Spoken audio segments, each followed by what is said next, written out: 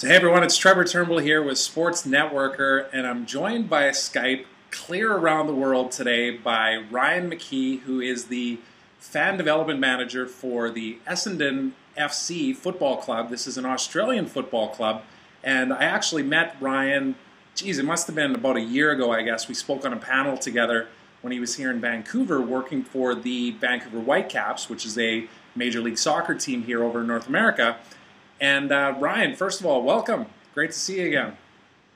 Yeah, thanks. Happy to chat with someone from back home. Yeah, no doubt. And just so everybody knows, it's 5:30 p.m. on a Friday in my world. And what is it over there again? 10:30 in the morning? It's just 10:30, coming up to 11.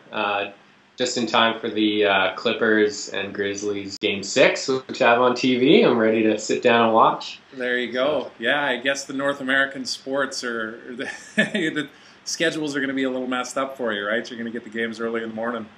Yeah, but it's nice. We have ESPN and ESPN2 here and all that, so I do get to keep up with my NBA and NFL and things like that.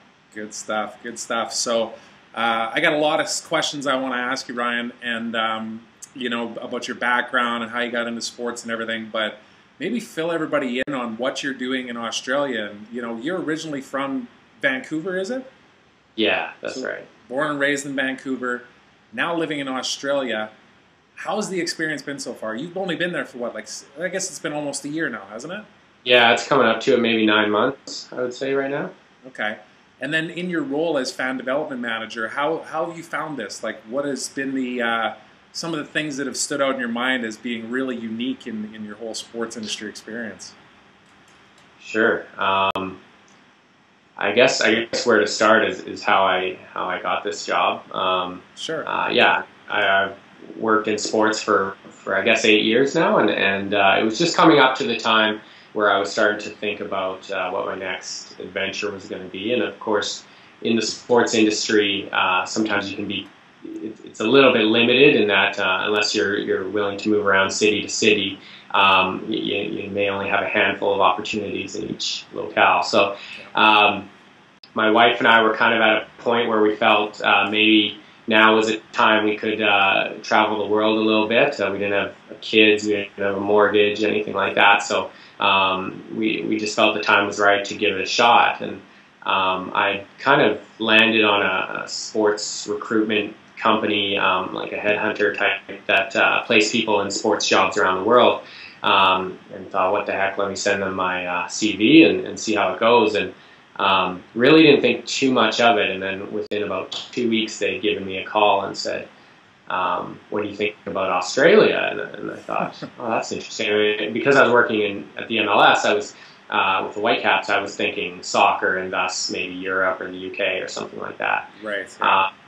But of course, you know, Australia has much better weather and all of those great things. So I said, yeah, absolutely. So they started to talk to me about this Essendon position and how they were potentially interested in somebody from overseas, someone that could bring some kind of new ideas and some innovation and creativity to the role. Mm-hmm. So it felt like a really good fit. I had my interview just like this via Skype, and really within 3 or 4 weeks, it went from just a random idea my wife and I were having over dinner to holy crap, do you actually want to do this? And, you know, when do we tell our parents and our friends and all of this? Yeah. So, yeah. No kidding. And it is a unique kind of situation, but I guess in today's world, being as, you know, international as everything is and with new technologies and stuff, I guess it's not a stretch. And you said one key thing in there too, that, you know, maybe they hired you to bring in some different ideas. I know we talked via LinkedIn back and forth a little bit, and you alluded to the fact that things are quite different in Australia, especially in the way that some of the local teams market themselves, because it is so competitive around there. Maybe fill everybody in on how, you know, unique your role is in the sense of, you know, trying to get your brand in front of the right people and how you go about securing new fans and all that kind of stuff.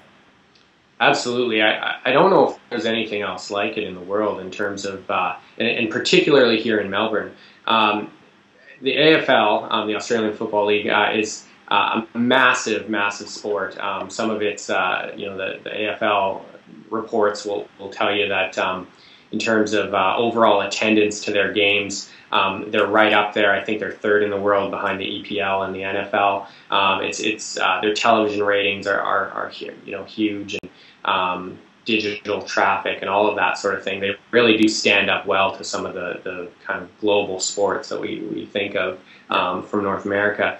And Melbourne really is the heart of it. There's 9 teams in Melbourne, and each of those teams draw anywhere from, let's say 30,000 to 75,000 fans per game. Okay. So it's obviously a lot bigger than Vancouver, but maybe it's the size of San Francisco or San Diego or something like that. And you can imagine having 9 professional teams in that area, and all of it's drawing in that 40, 50, 60,000 and so on. So it's absolutely fascinating. Absolutely everyone here in the city is passionate about the game, and they all have a team that they barrack for. That's the term here, is barrack, as opposed to root, we'd say in North America. So it really is a different environment. We're very much used to in North America. If you're in Vancouver, the general consensus is that you're a Canucks fan, a Whitecaps fan, a BC Lions fan, and all of that. You'll have a few transplants, a few people from out east or things like that. But generally speaking, you know that 90% of your population are following that club. Yeah. Here, that's not the case. And so doing mass campaigns around the city, putting up $1 million billboards or TV commercials and things like that are fine, but you're going to effectively be wasting a lot of your money because there's a large chunk of people that just don't follow your club. They follow one of your competitors. Right. Yeah. It's like throwing something against the wall and hoping that something sticks. Right. You just never know where it's going and who's seeing it, and that's it. And I think and because of that, you really have to be targeted in your advertising. You have to be targeted in all of your programming and things like that. So from grassroots level, community initiatives and things like that, you're really kind of almost you're battling over neighborhoods really at the end of it. And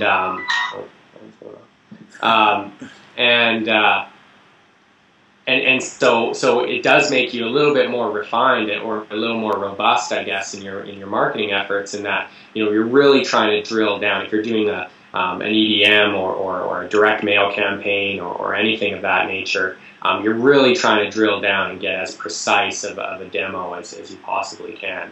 Right. Just purely because of the amount of competition in the city. Yeah. And you said an interesting thing to me, or you mentioned it on our LinkedIn messages too, that typically teams might try and go after the younger demographic, the teenagers, that type of thing, to try and build up a new fan base. And you mentioned that it actually is even younger than that, that all of these teams in Australia, or in Melbourne in particular, are actually, you hate to use the word targeting, but essentially trying to build them along the way to become a fan of the team, because these people become fans of that team and it just stays with them their entire lives. Is that correct? Well, that's it, and that's exactly it. That what ends up happening is, by the time a kid is 10, 11, 12, he's probably figured out the team he's gonna support for the rest of his life. It's probably his parents' club, or maybe it's his best friend at school or something like that. So really, you're talking about that age, kind of from 5 to 10.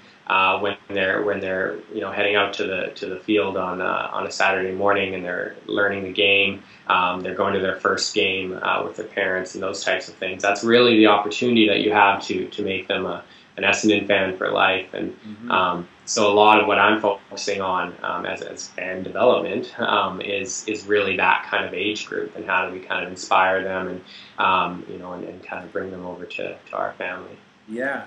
So under your role, then, what does it all include? Is it game day promotions? Is it online, offline? Is it a little bit of everything? It's a bit of everything, and at times it feels like just a cluster of things. But but really does, when you break it down, does have a logical kind of form to it. Basically, if you think of season ticket holders, or what we call here members, you know, that's obviously your very kind of core fan base that, you know, they're supporting the club financially, coming out to all the games and all of that sort of thing. But beyond that, any team has obviously many hundreds of thousands or millions of fans that aren't necessarily coming to the game every day, aren't members or season ticket holders, but they're watching on TV, or they're going to your website.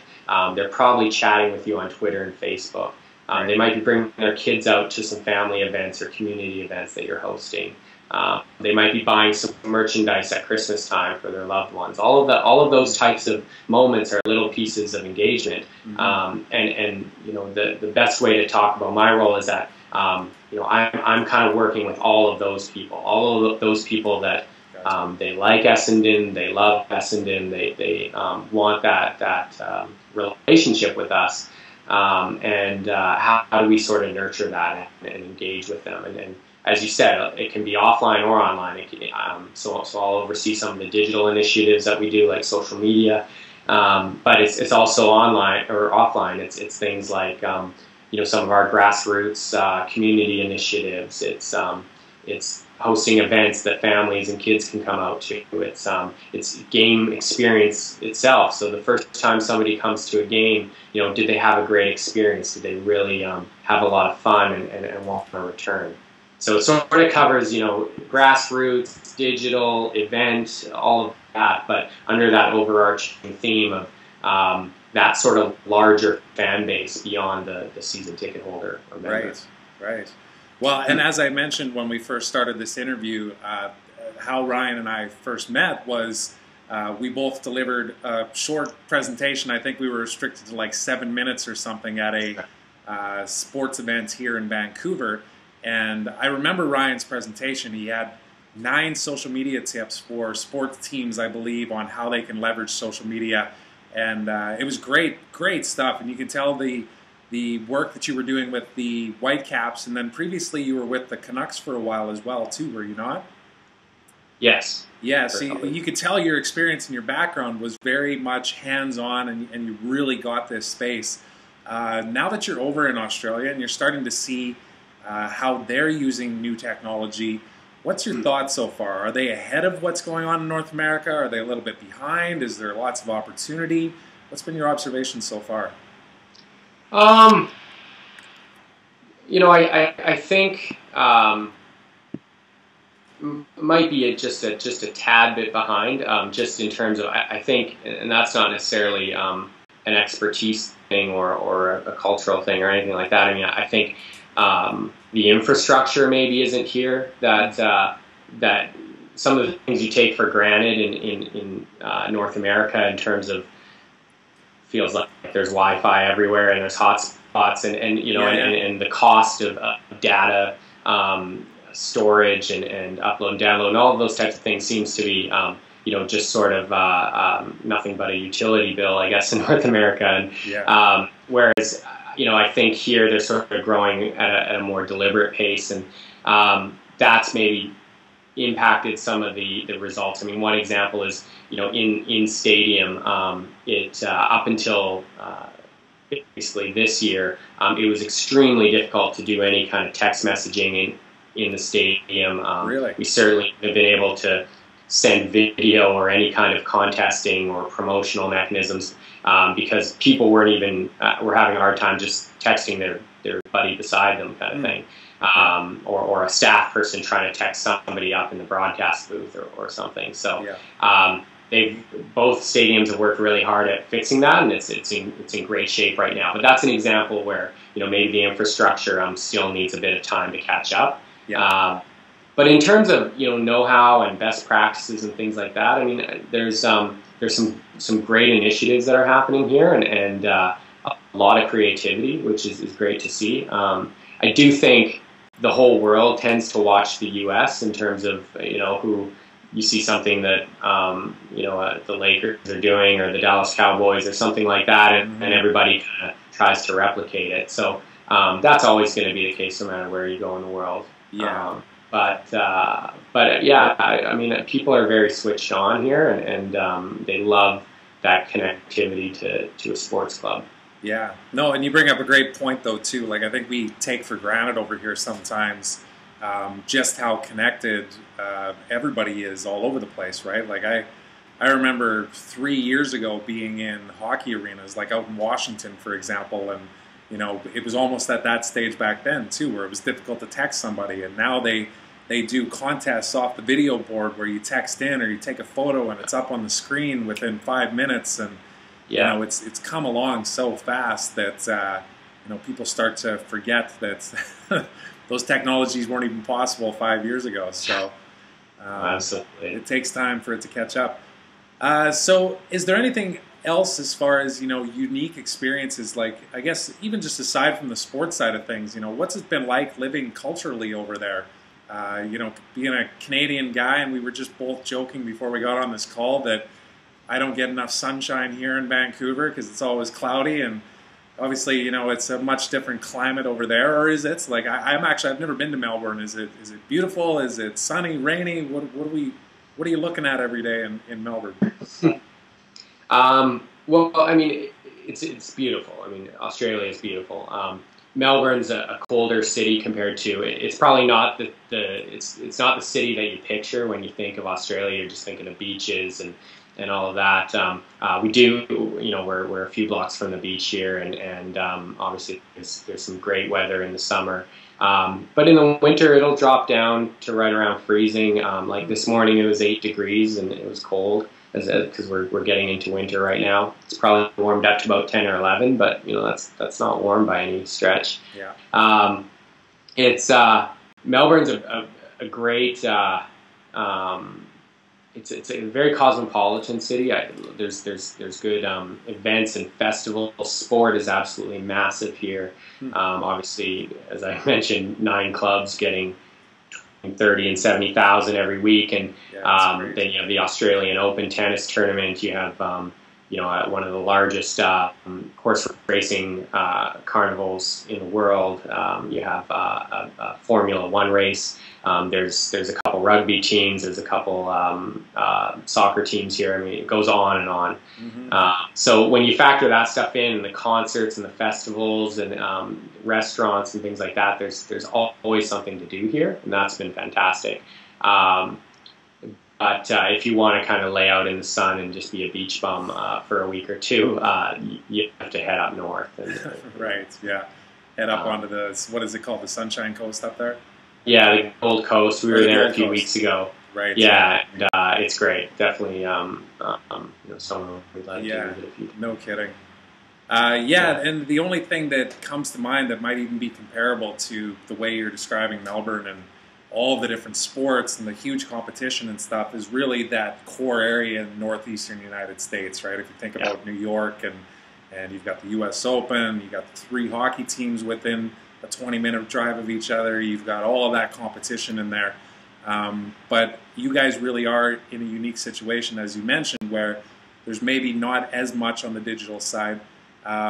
You made an interesting comment to me on the LinkedIn stuff too, where you say that one of the most highly sought after advertising spaces is, what was it, the back page of the newspaper? Yeah, absolutely. And it's funny because in North America, we probably have felt that the newspaper industry is dead, and we have for quite a while. I mean, you know, perhaps people in New York or Washington, D.C. think differently, but certainly through most markets in the U.S., it's sort of it's a diminishing media channel, especially in the sports industry. Here, I feel, although you know it may be diminishing in its own way, I don't know, but it certainly still exerts a lot of influence and a lot of power. And so what's really interesting to me is just sort of how focused sports clubs are on getting their stories on the back page or on the evening news and all of that. And it makes perfect sense. Like I said, there's 9 clubs, and then there's a bunch of other sports here, and so you're really scratching and clawing to get your club, you know, on the back page for your stories. And so even something as something like, you know, signing a new partner, signing a new major sponsor. You have to get together and figure out a creative way to engage the media, or otherwise it'll just get lost, and there will be maybe a little 2-sentence line on Wow. 7th page in kind of thing. So even if it's a big deal too, you're saying, right? Like a major Exactly. sponsorship deal. Absolutely. So it's fascinating because it allows it forces you to really come up with interesting angles, to use some creative viral video, and really just the sort of cliche of thinking outside the box, as really the only chance you have to really get the mainstream attention. Yeah.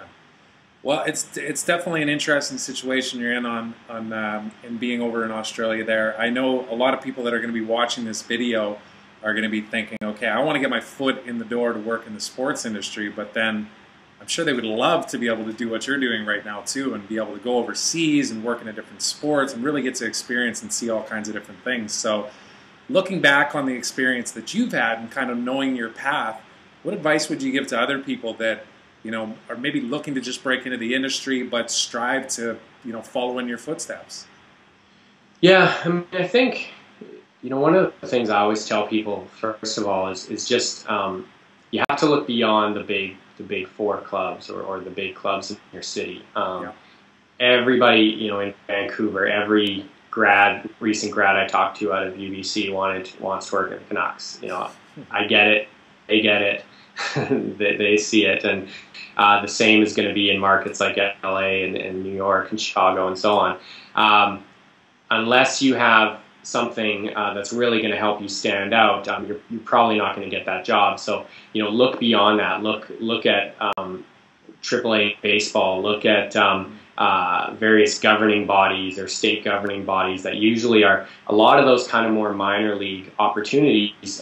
They're usually understaffed. They're under-resourced. I mean, that was a big reason why I jumped from the Canucks to the Whitecaps at the time, was that I saw that at the Whitecaps I was going to have a lot more responsibility and a lot more opportunities there to grow my career. I remember some people actually telling me they thought I was crazy, and why would you give up the Canucks job, sort of thing. You sort of had it.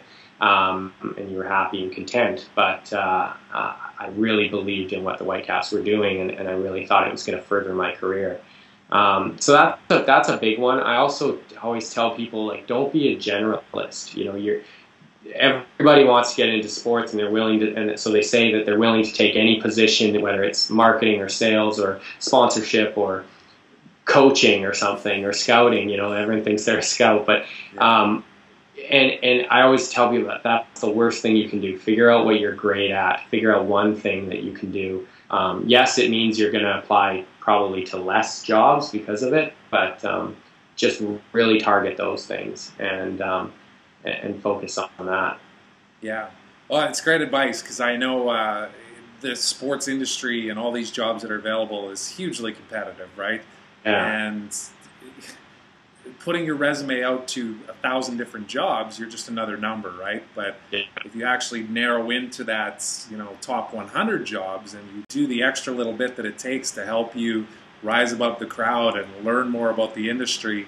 And I really like your advice about looking beyond just the big four leagues and the big teams and stuff too, because I remember the Whitecaps, this is their second season here now. So you joined them prior to their first season. There was obviously lots of momentum that you guys had to build around that, but you still had to be very creative. This is a hockey market. There's no hiding that, no doubt, And I still remember some of the unique campaigns you guys had with, I think it was Kia that you guys had as a vehicle sponsor.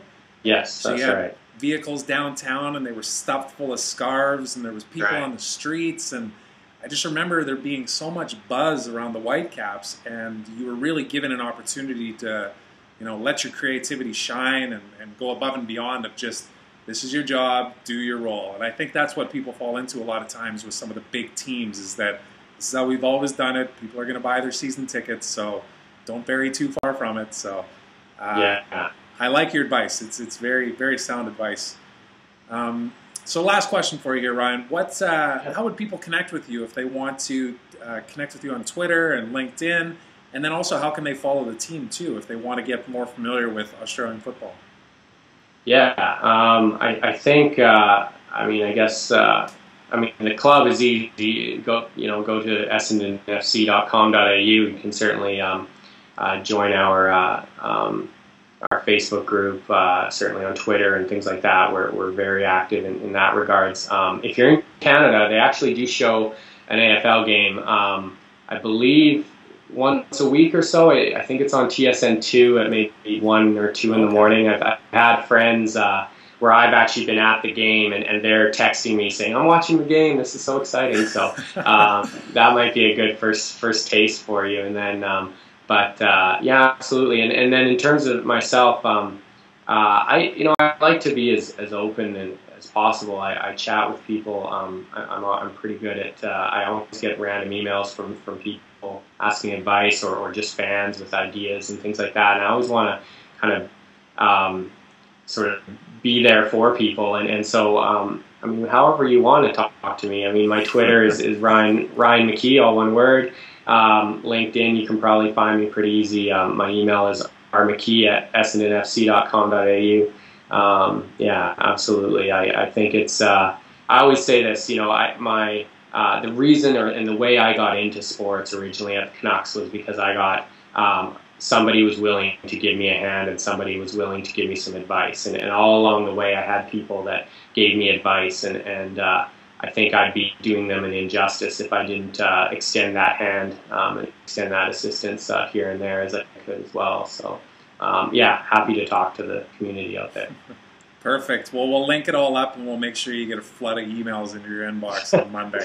Right. Yeah, no problem. So, and for those of you that aren't familiar with Australian football, I just remembered this here now. I came across a photo, and I'll try and post it on the article that describes the difference between soccer or football in Europe and Australian football. And they actually show a picture of a soccer player lying on the ground. I think he's holding his leg. And then they show the Australian football player, and he's just covered head to toe in blood, and he's playing through it, right? So for those people that aren't familiar with this sport, how violent and tough is it?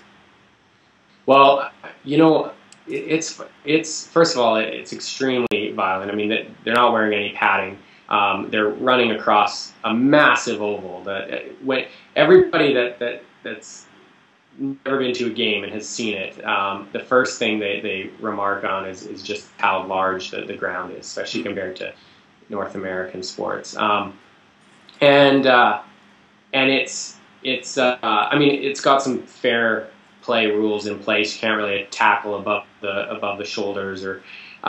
So similar to rugby in a sense, then, that way, exactly, right? Yeah. But with that said, it's I think to the outside observer, it looks like a little bit like collective sort of mayhem and yeah, I mean every week there's some pretty gruesome injuries on TV and concussions and all of those things we don't we don't wish for, but it's extremely rough sport. But what's also fantastic about it is it's a really fast-paced sport, and there's constant action. For anybody that's new to the sport or wants to give it a shot, I always take a shot at kind of the cricket fans in the city and stuff, and just kind of I'm still figuring out how to appreciate that sport. But AFL, my first game, I loved it, and even my wife took her to her first game. She absolutely loves it. She says it's probably one of her 1 or 2 favorite sports to watch. She tells me she doesn't understand NFL. She doesn't really like watching basketball with me, but she loves coming to these games. And it is because there's just so much flow and so much action and fast pace and hitting and all of that stuff that I think as a new fan you really gravitate to. Yeah, and I might have just unjustly labeled it as this hugely violent sport. I guess that's the ignorance coming from the North American side of things, but it's, we even see this in the States. I know when I was living down in the United States during university days, you watched the ESPN highlights, and the only time you ever saw a NHL highlight was when there was a good fight or somebody got concussed, right? So it's unfortunate. I get a lot of that here. I get a lot of that here when people ask about ice hockey, and they're like, so isn't all you guys do is just fight each other and all that? So yeah, it's always the kind of the headline grabbing things that stick out for fans or non-fans or whatever. But yeah, no doubt. Yeah, no, but it is. It's a rough sport, absolutely, and it takes some pretty strong, tall, fast. You sort of need. It's not like other sports where maybe you're extremely large and built and all of that, or you're extremely quick, like say a soccer player is usually maybe shorter and quicker. These guys sort of have to be really well-rounded. They need to be tall. They need to, or well, not in every case, but usually like that, they need to be very strong and muscular. But they also have to be really fast. There's a real mental aspect to the game in terms of so many different players and so many different things happening at once. They have to be able to kind of think clearly and make quick decisions. So it's a fascinating sport. It really is. Yeah. Well, we'll make sure that we link it all up, and we'll find some videos too, and so that everybody can learn about Australian football from our audience as well. So, Ryan, really appreciate you doing this. I know it's game day for you, and it's the morning, and you mentioned you were taking in some, what is it, the Clippers, and yeah. Who are they playing again right now?